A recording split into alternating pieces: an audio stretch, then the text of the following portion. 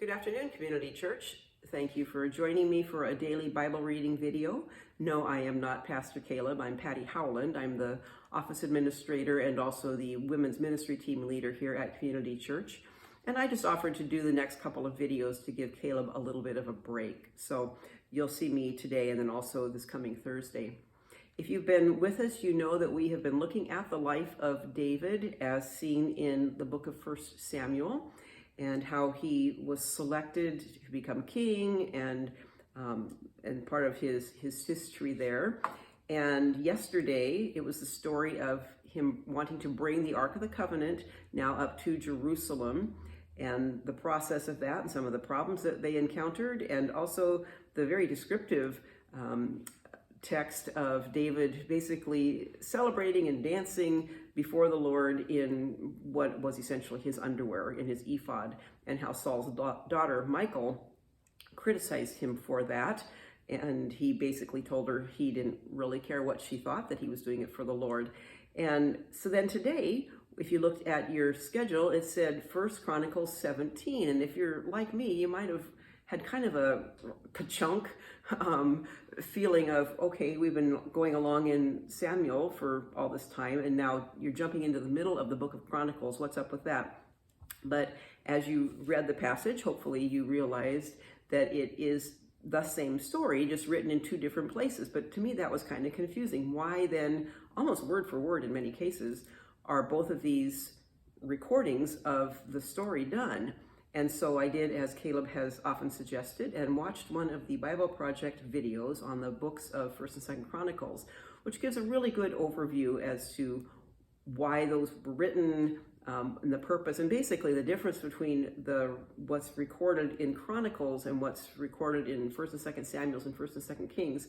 It was done kind of after the fact, after Israel had gone into exile, come back, rebuilt the temple. And so it's more of a looking back and establishing the history and a recording of that for future generations, and also pointing forward to the hope of the Messianic king to come, and also the rebuilding of the temple.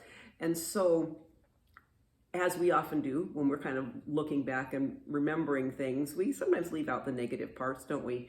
But we focus on the good things. And so that's what Chronicles does. So we're not going to see in Chronicles the record of David being chased around the country by Saul, and how it depicts him as sort of a coward hiding in caves and whatnot. We're not going to see a record of David's adultery and murder and all that, because that's the negative side, and Chronicles is more pointing to David as the positive image of foretelling the Messianic king.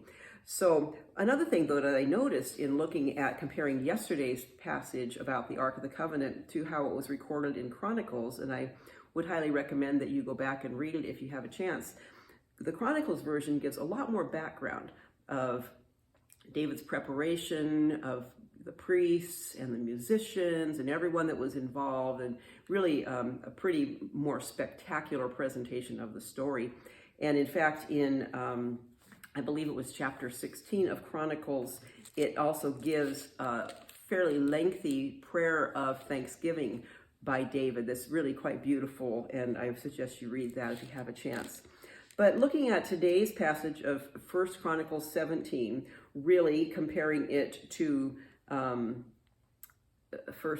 Samuel 7, which is the same story, it doesn't matter which version you read it in, it's almost the same. And the story is David now has brought the ark back. He's wanting to build a permanent place for God to dwell.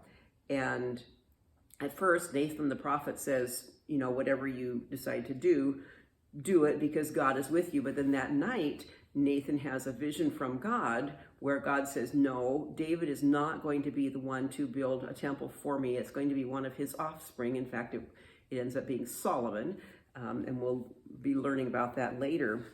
But so tell David he's not the one to build the temple. And so the next day, it said that Nathan reported to David all the words of this revelation. And so then what did David do? Did he throw a fit and say, well, but that's my dream. That's what I've been wanting to do all my life, and this is a good thing. And Nathan said, do whatever you want to do. God is with you. No, he actually just went ahead and praised God anyway. And he said, who am I, Lord, to even be worthy of this blessing that you're going to bring upon my family, that through me, you're going to bless the nations. And I really love in verse 23 and 24, David said, do as you promised, so that it will be established and that your name will be great forever.